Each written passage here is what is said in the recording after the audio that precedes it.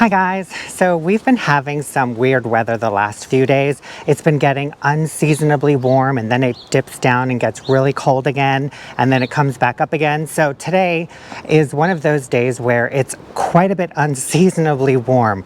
We're at 55 degrees right now, partly cloudy skies, and there is a bit of wind. So it actually does feel a little colder than 55, but I wanted to come out today and kind of do a walk around the property and just kind of take a look at everything because it's been buried under snow for a few weeks now. So now that all the snow is melted, I can kind of get a good look at just how everything is looking, especially since we're supposed to have snow in a few days again. The sun is out and it feels so good. This feels like spring, especially without the wind, because the wind is kicking today and it has a chill in it, especially when the sun goes behind the clouds. That's when the temperature just seems like it suddenly drops. So I want to start out here in the front since we're already here, kind of just walk around, take a look at everything. And I do want to touch a little bit on some of the projects that we're planning for this year. I don't want to go into too much detail. We can do that when we're doing the projects, but just kind of give you a quick rundown of what's going on in here.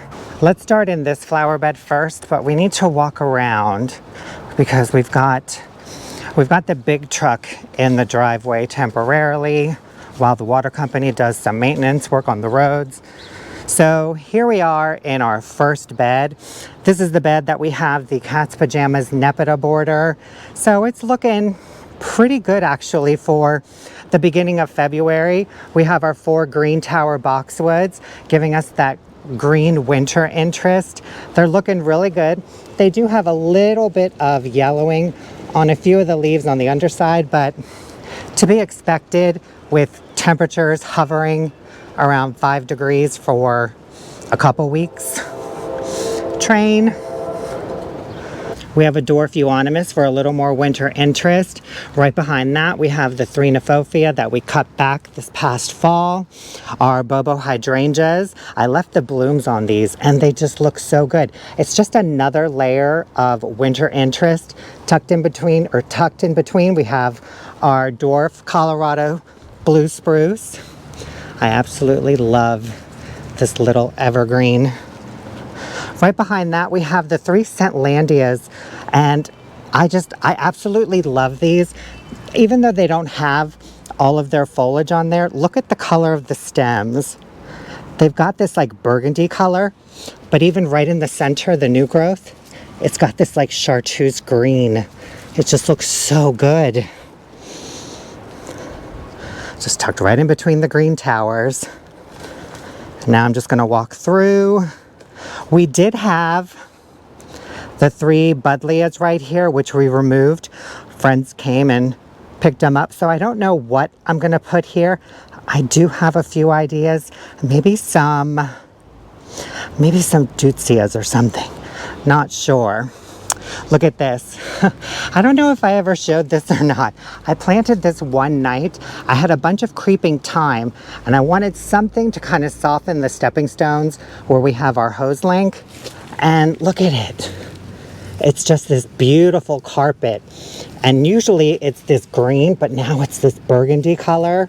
So pretty. Look at the new growth underneath.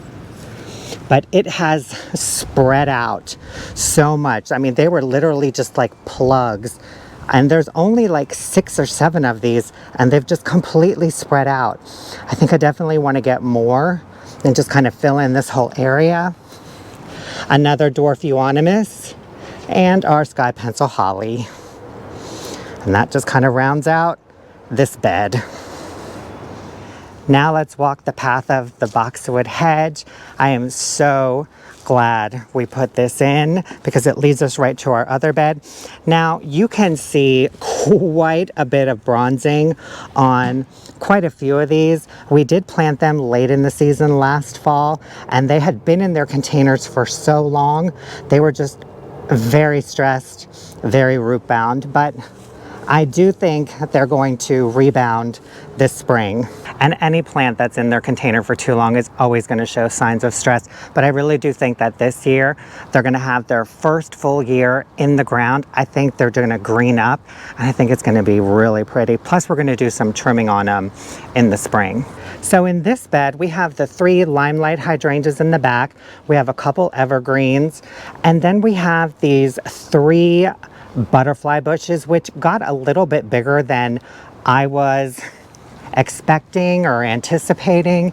Plus, this is the section where I want to put, I don't know, pavers or stepping stones and just kind of create a path that leads to this area right here. So that way we have access to the front porch from this side as well as the other side of the gate, and we're not just limited to one entrance.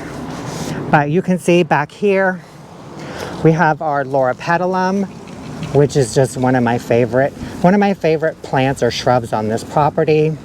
We have a little lime back here, which we're actually going to dig out and take to Mo's parents' house. We have our golden mophead false cypress and our Miss Violet butterfly bush, which we're going to trim down later on this spring. But you can see, like, if we get in here, it's kept most of its leaves all throughout, and it looks like it's already starting to push new leaves down at the base. We're in Maryland Zone 7B, and buddleia for us act like semi-evergreens. They don't ever fully drop all their leaves, which I really appreciate because it gives us just, again, one more layer of winter interest. Now let's walk where some sort of a future pathway will be coming, to be determined when, but here we've got some of our ground covers that we planted around Thanksgiving. We had 2 dwarf loropetalums. These are the Jazz Hands minis, and one of them I don't think survived. I'm not 100% sure. I'm just going to leave it here and see what happens when the weather warms up. But I did have to come out here and throw netting over these because even though they are deer resistant, the deer were nibbling on them. And that just goes to show that nothing is 100% deer resistant. We have a verbena here, and it's looking pretty questionable, although I do see a little bit of green over here. I guess we'll just leave it and see what it does in the spring. Our little pop of color over here, this Acres Ogon grass. Absolutely love this color. It's just such a pop in this whole brown mulch, red leafed ground cover. But we also have our Green Arrow Alaskan Cedar, which I can't wait to see what this does this year. It'll be its first full year in the ground. I'm so excited. Sky Pencil Holly hedge just runs all the way along the retaining wall. That's looking good. It's put on a little bit of growth. Really happy with that. Our cotoneasters are doing well. Again, I did have to cover these because the deer were nibbling on them. But if we look in close, I can see berries. We had a really long heat wave last summer and a drought. We weren't seeing rain for weeks, and I think those 2 things combined just kind of screwed up like the natural rhythm of everything. So I don't think there was a lot of food available for the deer in the fall and the winter, which is why I think they've been nibbling on things that they normally leave alone. Cotoneaster, loropetalum, salvias. They were nibbling the salvias too. So hopefully this year we can get a little bit more of a stable weather pattern and the deer can eat something else other than my plants. So now let's make our way to the backyard. We'll start in the vegetable garden. I'm gonna try and make it not squeak so much. So here you can see this has pretty much been just a holding pad for everything that we've wintered over. There's so many shrubs and evergreens. We've got our row of junior giant arborvitae. Everything is just kind of hanging out here, waiting for spring and summer projects. So everybody can get their turn in the ground. This is the south side of the house, so this gets the most sun and the most heat through the winter, and we just know this is probably the best place for them.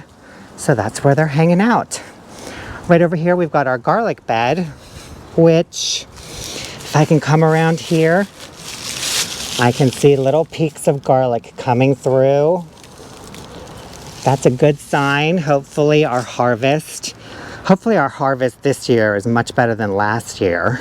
Last year, the biggest head of garlic that I harvested was the size of a golf ball. So this year, I'm hoping we can double that size. The middle bed is empty except for a few perennials that were wintering over. These are actually the salvias that I was telling you the deer were nibbling on. They nibbled this one all the way down to the ground, which is surprising. And ugh, look at this spurge in the bed. Go figure. We'll get rid of that. And then we have our last raised bed over here. Nothing is in this bed yet. I don't know what I'm putting in it, but there it is. And this whole area is going to remain pretty much the same, except for the addition of a couple smaller raised beds in this corner over here.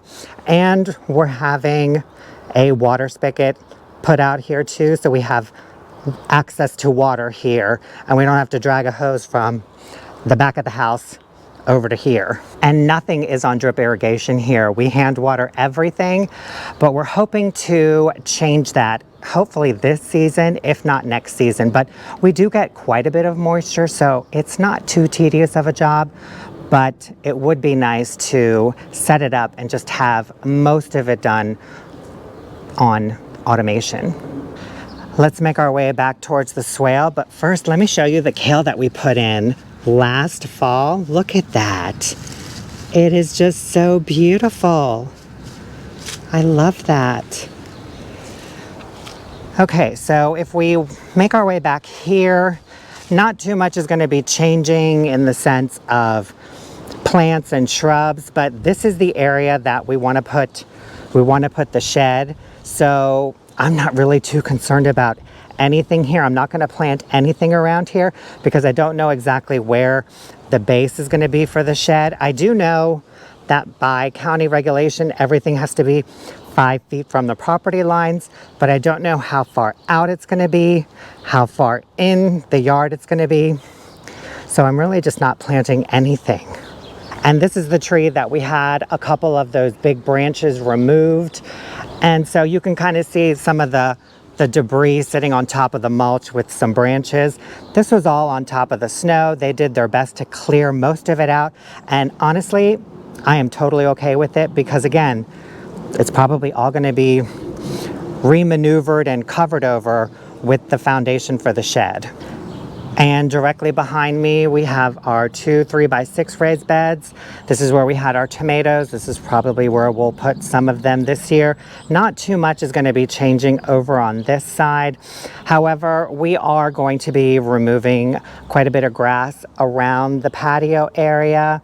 That's going to be for another project, and it does involve this patio full of boxwoods. So that'll be something fun and exciting to look forward to once the weather starts to warm up. And then if we pan back around towards the back, we've got our multi-trunk crepe myrtle. This is the Rising Sun redbud that we put in last season, right next to our another green arrow Alaskan cedar, our fine line buckthorn, weeping blue spruce. Everything is just kind of looking really good. Not much has changed in the course of just a couple months. It's all just kind of hanging out, waiting for warmer weather, kind of like we are. One of the things that's going to change the most is this whole area by the butterfly garden and the arborvitae hedge. That is probably going to see the most change, hopefully the soonest. Let's walk over to the front gate where the arborvitae hedge starts, and we'll just walk back towards the butterfly garden, and I can explain better. I know I've explained it before, but I can explain it again for some of our new viewers, what I'm looking to accomplish this spring. So where the gate and the brick wall meet right here, all of the grass from there back where the arborvitae hedge is, all this entire section, we're going to remove all the grass. And then right where the walkway curves, we're going to continue straight, removing all of the grass. We're going to cut into the lawn quite a bit, a few feet more, and then we're going to gradually curve the bed all the way down and connect it somewhere to the swale right there. So this whole strip of grass will be completely removed, and we'll have quite a larger bed.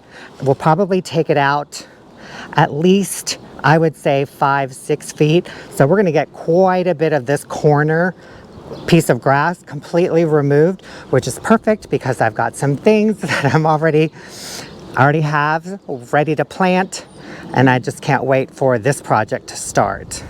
So looking at it from this side, right where the walkway curves, we're going to continue the sod removal straight all the way over here, and then we're just going to have it curve and go right into the swale over here. So again, this whole area will be bed, and then it'll look like the start of like a grass pathway that kind of leads towards the center of the yard, but I can't really cut too much into everything until we get the shed base and the shed in here, so that way I can figure out precisely where I'd like to make everything, because in my head I know it's going to look one way, but once it's all done, it could be totally different. So we're going to remove a little bit of grass initially, but then once we have, the actual structure in place, then I'll know exactly how much more I can remove and at what angle I need to make my more finer cuts. So we have a more precise, kind of like a more balanced, precise grass pathway that's balanced with the beds. I don't want to make too many decisions too soon until that shed structure is in there. So we're just gonna have to wait on that.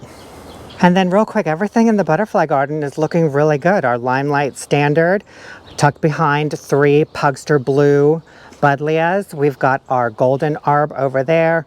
I think we've got an Autumn Joy Sedum, which I need to move because it's getting too much water.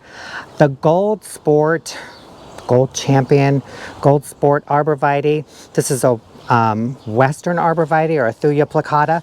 This has really kind of just thickened up a lot since we first put it in the ground. It hasn't put on too much height, but it's definitely starting to widen at the base and just kind of get that conical shape going. We have another Buddleia here, another Mophead False Cypress, which most likely will be relocated somewhere else. And then our second Weeping Blue Spruce, which I'm contemplating of removing the stake and just kind of letting this one do its thing and just kind of bend and twist and angulate wherever it wants to go and just kind of see what it does. So then we'll have one that's pretty much doing its own thing, and we'll have the other one that's more straight up. And I just noticed we're starting to see some daffodil bulbs coming up already. The beginning of February, and look at that. I'm seeing a few at the base of the crepe myrtle, and all throughout here, the daffodil bulbs are coming up. Is it me, or just does that seem soon? I don't know if it's too soon or not, but that's just another sign that spring is right around the corner. So now I want to stand in the butterfly garden and pan out. We're in the butterfly garden right now, and again, all of this will be bed that just kind of blends right into where the swale starts over here. And I think once this is done and we have some of the grass removed around the patio, it'll give you guys a little bit better picture of what I'm envisioning for this whole space back here. And I'll give you a quick update on our tulip bulbs in our big blue containers. Nothing is happening yet. I wasn't expecting to see any activity in those containers. The bulbs we have in the ground are always going to be a little bit ahead of the ones in the containers. That's just Mother Nature doing her thing. Anyways, guys, that wraps up our little walkabout through the garden on this unseasonably warm spring-like day. Just wanted to come out here and kind of take a look at everything now that there's no snow on the ground. Even though we're getting snow again, I think, in the next few days. Yay! I still wanted to come out here and just see the condition of the gardens, the property, the grass, because it just gives me an idea of what is to come this season. And I just wanted to bring you guys along, and I hope you guys enjoyed it. Thank you so much for watching this video, and we'll see you in the next one. Have a great day. Bye.